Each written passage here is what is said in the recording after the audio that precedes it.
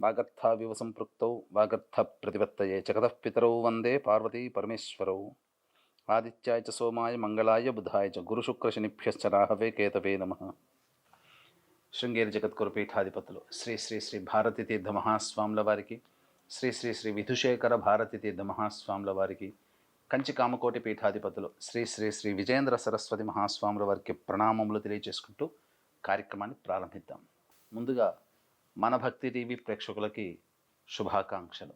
ఇప్పుడు మనం చెప్పుకోయేటువంటి కార్యక్రమం దత్త జయంతి యొక్క విశిష్టత. దత్త జయంతి రోజున మీ యొక్క సంకల్పం, ఏ సంకల్పమైనప్పటికీ కూడా, ఏ కోరికైనప్పటికీ కూడా, ఆ కోరిక అచిరకాలంలోనే దైవానుగ్రహంతో ఎలా నెరవేర్చుకోవాలి, ఎటువంటి పరిహారం పాటించాలి, దత్త జయంతి యొక్క విశిష్టత ఏంటి, ప్రాముఖ్యత ఏంటి అని మీకు ఇప్పటి వరకు తెలియని విశేషమైనటువంటి విశేషాలన్నీ కూడా ఈ కార్యక్రమంలో మనం తెలుసుకుందాం. ముందుగా దత్త జయంతి యొక్క విశిష్టత తెలుసుకుందాం.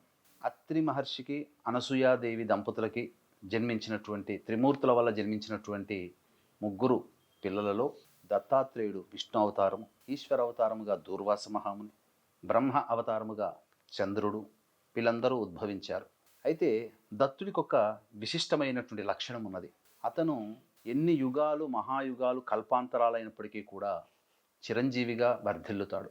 అతనికి దేహము ఎటువంటి స్థితిలో ఉందో, ఎన్ని యుగాలు మారినప్పటికీ కూడాను అదే బాలకా స్వరూపము, అదే దత్తాత్రేయ స్వరూపం. ఈ యొక్క కలియుగానికి దత్తుడు చాలా ముఖ్యమైనటువంటి పాత్ర పోషిస్తాడు. ఎందుకు అనంటే గురుస్వరూపం అండి. ఈ కలియుగంలో దత్తాత్రేయుడు చాలా విశిష్ట ప్రాముఖ్యతని పొంది ఉన్నాడు, విశిష్ట స్థానాన్ని కూడా పొంది ఉన్నాడు. ఎందుకనంటే నవగ్రహాలలో గురువు చాలా ప్రముఖమైనటువంటి గ్రహము. మనం ఏ పని చేయాలన్నా ఆ పనులలో అనుకూలత కలగాలన్నా, అలాగే కలియుగంలో కావాల్సినటువంటి 5 రకాల కోరికలన్నీ కూడా నవగ్రహాల్లో గురువు దగ్గర ఉన్నాయి. ముఖ్యంగా ధనము, విద్య, పనులలో అనుకూలత, కీర్తి ప్రతిష్టలు, చక్కటి సంతానం, ఈ 5 నవగ్రహాల్లో గురువు దగ్గర పెట్టుకున్నాడు. కాబట్టి ఈ 5టిని మనం సంపాదించుకున్నాము అనంటే ఇక ఈ కలియుగంలో మనం ఎంతో గొప్పగా జీవించవచ్చని చెప్పవచ్చు. కాబట్టి అట్టి గురుగ్రహానికి అధిష్టాన దేవత దత్తాత్రేయుడు. ఈసారి దత్త జయంతి 26వ తారీఖు రోజున వచ్చింది, డిసెంబర్ 26వ తారీఖు రోజున. ఈ రోజున అనగా ఈ డిసెంబర్ 26వ తారీఖు రోజున వచ్చినటువంటి దత్త జయంతికి చాలా విశేషమైనటువంటి యోగాలు ఉన్నాయి. కారణం తెలియచేస్తాను. మంగళవారం రావడం, మృగశిర నక్షత్రం ఉండడం, భద్రాకరణం ఉండడం విశేషం. పౌర్ణమి తిథి, బాలువ కరణం అనగా పంచాంగం అనగా తిథివార నక్షత్ర యోగ కరణాలలో ఈ 5 ఉన్నాయి. ఈ 5 కూడా గొప్పదే. ఎందుకు చెప్పమంటారా? స్వస్తిశ్రీ చాంద్రమానం, చంద్రుని గమనాన్ని అనుసరించి మనం ముహూర్తాలు కానీ పనులు కానీ చేసుకుంటాం. కాబట్టి పౌర్ణమి, చంద్రుడు సంపూర్ణంగా ఉన్నటువంటి స్థితి, పౌర్ణమి తిథి మంచి యోగం. మంగళవారం కుజుడికి సంబంధించినటువంటిది. అలాగే ఆ రోజున మృగశిర నక్షత్రం కూడా ఉంది. అనగా కుజుడికి అధిష్టాన దేవతలుగా ఉన్నటువంటి నక్షత్రాలు, కుజుడు అధిష్టాన దేవతగా ఉన్నటువంటి నక్షత్రాలు 3: మృగశిర, చిత్త, ధనిష్ట. కాబట్టి మృగశిర నక్షత్రము కుజుడు అధిదేవతగా ఉండే నక్షత్రం. ఇక భద్రాకరణం ఉన్నది. దీని విశిష్టత మనం తెలుసుకుందాం. ఎందుకు చెప్తున్నానంటే ఇటువంటి రోజున వీక్షించేటువంటి మన భక్తి టీవీ ప్రేక్షకులు ఎవ్వరు కూడా మిస్ చేసుకోకండి. దైవానుగ్రహం కొన్ని సందర్భాలలో తేలికపాటి పనులతో గొప్పగా సంపాదించుకోవచ్చు. అటువంటి రోజు దత్త జయంతి రోజు. కాబట్టి ఇప్పుడు ఈ దత్త జయంతి ప్రాముఖ్యత మీకు తెలియజేస్తాను. పౌర్ణమి తిథి రావడం, మంగళవారం, మృగశిర నక్షత్రం, భద్రాకరణం ఉండడం విశేషం. భద్రాకరణం దేనికి అనంటే సాధారణంగా చెడుకి సంకేతంగా మనకు తెలియచేస్తారు. భద్రాకరణం ఉన్నప్పుడు శుభమైనటువంటి కార్యక్రమాలు ఏవీ చెయ్యరు. అశుభమైనటువంటి కార్యక్రమాలు చేయడంలో భద్రాకరణం ఉన్న సమయంలో కనుక చేసినట్లయితే అది విపరీతమైనటువంటి యోగాన్ని కలగజేస్తుంది. వీక్షించేటువంటి ప్రేక్షకులు మంగళవారము మరియు మృగశిర నక్షత్రము, భద్రాకరణము, పౌర్ణమి తిథి ఉన్నప్పుడు ఇక్కడ మనల్ని బాధించే అనగా శత్రు సమస్యలు అనేటువంటివి నివారణ జరగడానికి ఈరోజు అత్యంత శుభమైనటువంటి దినముగా చెప్పవచ్చు. తాంత్రికవేత్తలు, ఉపాసనా పరులు ఇటువంటి రోజున విశేషమైనటువంటి దైవానుగ్రహాన్ని పొందుతారు. అటువంటి తాంత్రికవేత్తలు, ఉపాసనా పరులు పొందే యోగాన్ని అతి సామాన్య మానవుడు కూడా పొందాలనేటువంటి సదుద్దేశంతో మన భక్తి టీవీ ప్రేక్షకులకి ఇప్పుడు చెప్పబోయేటువంటి పరిహారము చాలా యోగాన్ని కలగజేస్తుంది. రహస్యకృతమైనటువంటి శాస్త్రంలో చెప్పబడినటువంటి కొన్ని యోగాల కలయిక ఉన్నటువంటి రోజున చేసేటువంటి పూజల వలన సంకల్పం అతి త్వరగా నెరవేరుతుంది అని చెప్పడంలో ఏమాత్రం సందేహం లేదు. కుజుడు కయ్యానికి కాలు దువ్వేటువంటి గ్రహం. నవగ్రహాల్లో చెప్పబడినటువంటి లక్షణం సైనికాధిపతి, అనగా పోటీతత్వం. ఎక్కడైనా కానీ మనోధైర్యంతో ముందుకు వెళ్ళగలిగే తత్వాన్ని కుజుడు అనుగ్రహిస్తాడు. కాబట్టి ఇక్కడ కుజునికి సంబంధించినటువంటి సంపూర్ణ బలము కుజగ్రహానికి అనేటువంటిది వచ్చింది. కాబట్టి ఇక్కడ మీరు చేయాల్సిందల్లా, వీక్షించేటువంటి ప్రేక్షకులు ఇప్పుడు చెప్పబోయేటువంటి పరిహారాల్ని మీరు తూచా తప్పకుండా పాటించినట్లయితే మీకున్నటువంటి సమస్యలు తొలగిపోతాయి. ముఖ్యముగా ఈ డిసెంబర్ 26వ తారీఖు రోజున, దత్త జయంతి రోజున వచ్చేటువంటి రోజున శత్రు సమస్యల నివారణకి మనం ఈ యొక్క పూజ చేసుకోవాలి. గుర్తుపెట్టుకోండి మన భక్తి టీవీ ప్రేక్షకులు, శత్రు సమస్యలు అనంటే సాటి మానవుడు శత్రువుగా భావించకూడదు. మనం ఒక సంకల్పం, ఒక కోరిక కోసం మనం ప్రయత్నం చేస్తున్నాం. మంచిగా చక్కటి ఉద్యోగం లభించాలి, లేదా విద్యలో గొప్ప స్థానాన్ని పొందాలి, లేదా వివాహం కాక ఇబ్బంది పడుతూ ఉంటుంటారు చాలామంది. అటువంటి ప్రయత్నాల్లో ఆటంకాలు తొలగిపోవాలి. కొంతమందికి ఇల్లు కట్టుకోవాలనే కోరిక ఉంటుంది. కుజుడు దేనికి సంకేతం అనంటే భూకారకుడు, భూమి పుత్రుడు. కాబట్టి ఇల్లు కట్టుకోవాలి, సొంత ఇల్లు నిర్మించుకోవాలి, ఇంటికి సంబంధించినటువంటి ప్లానింగ్లో కావచ్చు, లేకపోతే ఇతరత్ర ఇంటికి సంబంధించినటువంటి ఎటువంటి సమస్యలు ఎదురవుతున్నా ఇటువంటి రోజున గనక మీరు చెప్పబోయేటువంటి పరిహారాన్ని గనక పాటించినట్లయితే చాలా మటుకు సమస్యలు తిరిగిపోతాయి. ఇక సాధారణమైనటువంటి భచక్రములో అష్టమ స్థానము, ఆయుస్థానము కుజగ్రహం, అనగా వృశ్చిక రాశికి సంబంధించినటువంటి. కాబట్టి ఎవరైతే అనారోగ్య సమస్యలతో బాధపడుతూ ఉన్నారో అటువంటి వారు ఇప్పుడు చెప్పబోయేటువంటి పరిహారం చేసుకున్నట్లయితే మంచి జరుగుతుంది. ఇంకా అన్నిటికంటే ముఖ్యంగా న్యాయపరమైనటువంటి చిక్కులు, మన పట్ల ధర్మం ఉంది కానీ మనం గెలవలేకపోతున్నాం. న్యాయ వివాదాలు ఉన్నటువంటి వాళ్ళు ఈ యొక్క రోజున చెప్పినటువంటి పరిహారాన్ని పాటించినట్లయితే తప్పకుండా దైవానుగ్రహాన్ని పొందుతారు. ఇంకా కుజుడు అనేక రకాలుగా, వివాహానికి సంబంధించినటువంటి కుజదోషము, ఇలా అనేక రకాలుగా కుజుడు ప్రభావితం చేస్తుంటాడు. యాక్సిడెంట్లకి కారకుడు కుజుడు, బాలారిష్ట దోషాలకి ప్రధాన కారక గ్రహము కుజుడు. ఇలా చెప్పుకుంటూ పోతే కుజగ్రహం యొక్క అనుగ్రహాన్ని పొందినట్లయితే అన్నీ మనకు అనుకూలంగా సాగుతాయి. కాబట్టి ఇట్టి మనకు వీక్షించేటువంటి మన భక్తి టీవీ ప్రేక్షకులు గమనించుకోవాలి, ఈ సృష్టిని నడపడానికి త్రిమూర్తులు ఉన్నారు. అయితే డీసెంట్రలైజ్ చేశారు త్రిమూర్తులు.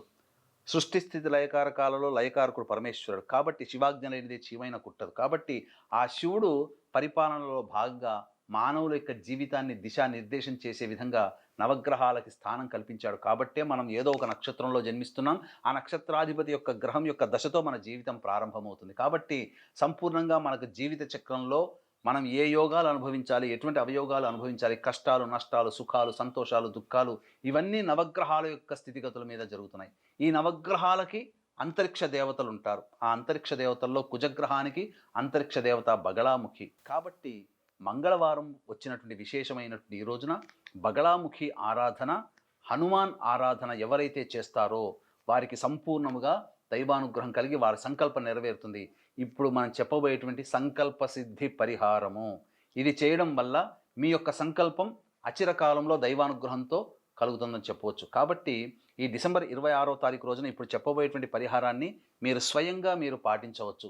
పాటించలేని క్రమంలో డిసెంబర్ 26వ తారీఖు రోజున మా పీఠం ఆధ్వర్యంలో బగళాముఖి హోమము, కార్తవీర్యార్జున హోమము, దత్త హోమము, రుద్ర హోమము, వివాహం కావాల్సినటువంటి అబ్బాయిలకి అమ్మాయిలకి 18 హోమాలు, అలాగే ఆర్థిక బాధలు తొలగడానికి లక్ష్మీ హోమం అనేటువంటిది జరిపించడం జరుగుతుంది. అంతేకాకుండా దత్త జయంతి సందర్భంగా కాశీక్షేత్రంలో మా సొంత భవనం శ్రీ కామాక్షి నిత్యాన్నదాన ఆశ్రమంలో అన్నదానం కూడా జరపబడుతుంది. కాబట్టి దత్తుడికి అన్నదానం అంటే మహాప్రీతి. కాబట్టి అన్నదానానికి సహాయ సహకారాలు అందించేవాళ్ళు ఈ కార్యక్రమ తదనంతరం, అలాగే డిసెంబర్ 26వ తారీఖు రోజున మా పీఠం ఆధ్వర్యంలో జరపబడేటువంటి కార్యక్రమంలో నమోదు చేసుకోవాలనుకునే వాళ్ళు ఈ కార్యక్రమ తదనంతరం కాంటాక్ట్ చేసి పూర్తి వివరాలు తెలుసుకోవచ్చు. ఇక వివరాల్లోకి వెళ్ళినట్లయితే ఈ ఎటువంటి పరిహారం చేయాలి? కుజునికి అధిష్టాన దేవత బగళాముఖి. ఈ బగళాముఖి ఆరాధన ఎవరైతే చేస్తారో వాళ్ళకి తప్పకుండా దైవానుగ్రహం కలుగుతుంది. ఎందుకంటే పౌర్ణమి తిథి, మంగళవారము, మృగశిర నక్షత్రము ఇవన్నీ కూడా కుజగ్రహ ప్రేరేపితమైనటువంటి కుజగ్రహం యొక్క ఆధీనంలో ఉంటాయి. కాబట్టి కుజునికి అధిష్టాన దేవత బగళాముఖి, దశమహావిద్యల్లో గొప్పదైనటువంటి దేవత, శత్రు సంహారము. మళ్ళీ చెప్తున్నాను, మన భక్తి టీవీ ప్రేక్షకులు గమనించాల్సిన అంశం ఏంటంటే శత్రువు అనగానే సాటి మానవుడిని మనం అనుకోకూడదు.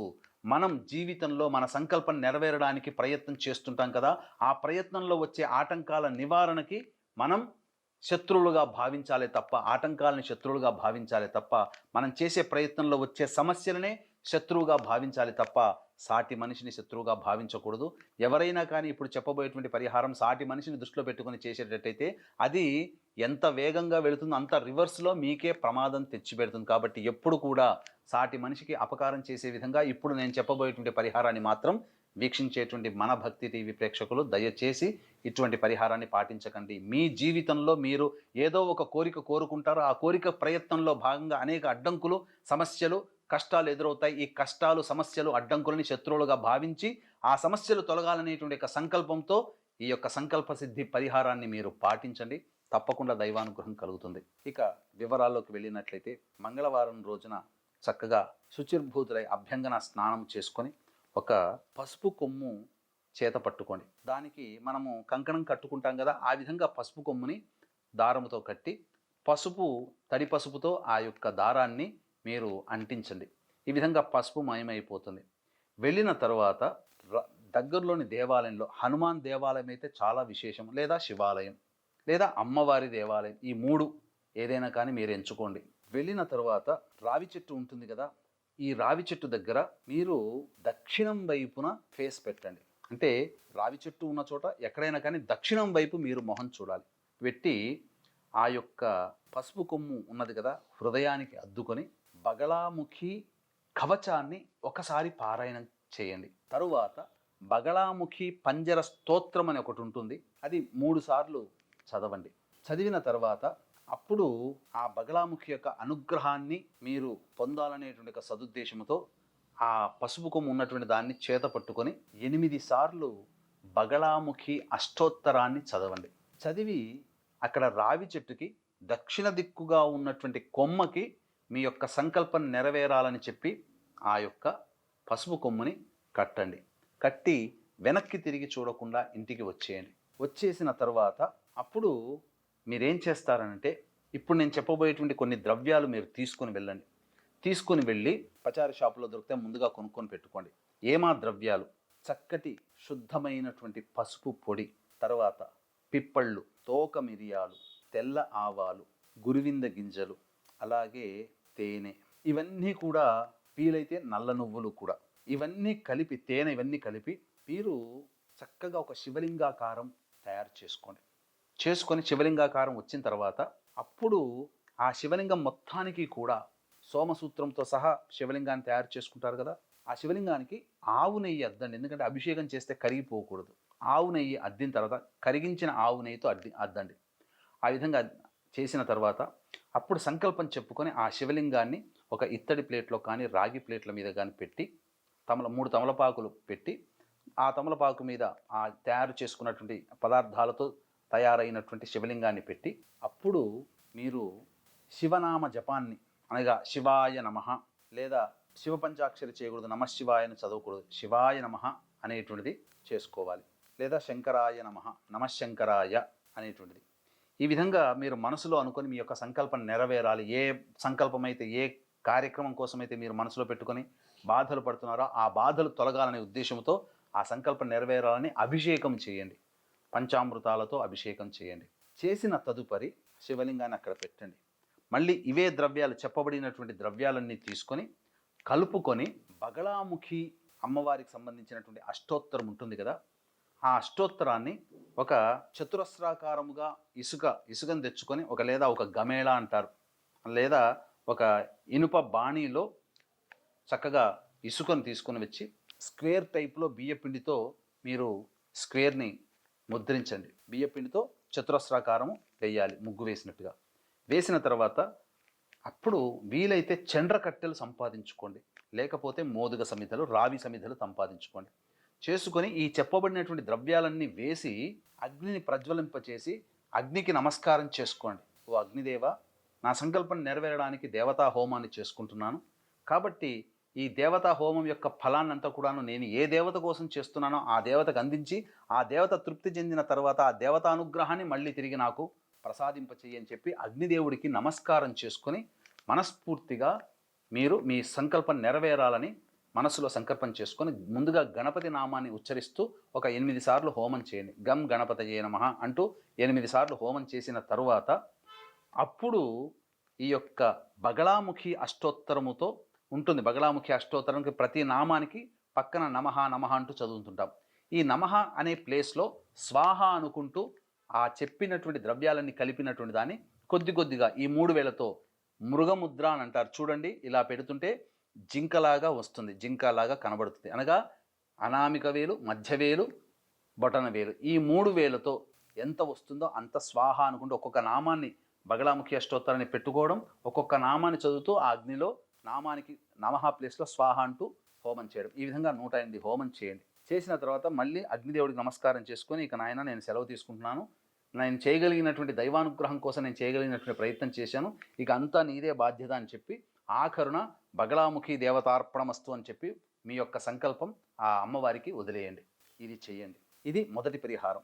ఇక రెండవ పరిహారము హనుమాన్ సంబంధించినటువంటిది.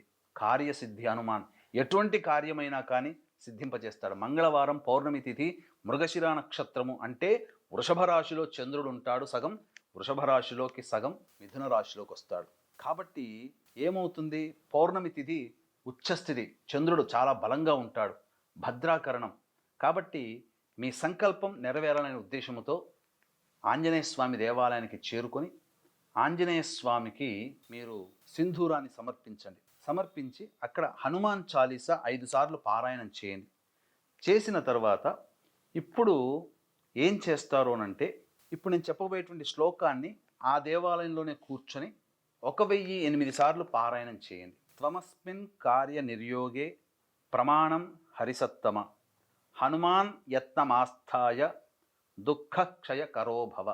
రెండోసారి, త్వమస్మిన్ కార్య నిర్యోగే ప్రమాణం హరిసత్తమ హనుమాన్ యత్నమాస్థాయ దుఃఖక్షయ కరోభవ. మూడోసారి, త్వమస్మిన్ కార్య నిర్యోగే ప్రమాణం హరిసత్తమ హనుమాన్ యత్నమాస్థాయ దుఃఖక్షయ కరోభవ. ఈ యొక్క శ్లోకాన్ని, ఈ యొక్క మంత్రాన్ని మీరు 1008 సార్లు ఆ ఆంజనేయ స్వామి దేవాలయంలోనే జపించి శ్రీరాముల వారికి, సీతమ్మ వారికి, లక్ష్మణ సమేతముగా ఉన్నటువంటి స్వాముల వారికి ఒకసారి నమస్కారం చేసుకొని ఇంటికి వచ్చి ఈ శ్లోకముతోనే లేదా ఈ మంత్రముతోనే 108 సార్లు ఆ చెప్పబడినటువంటి ద్రవ్యాలతో హోమం చేయండి.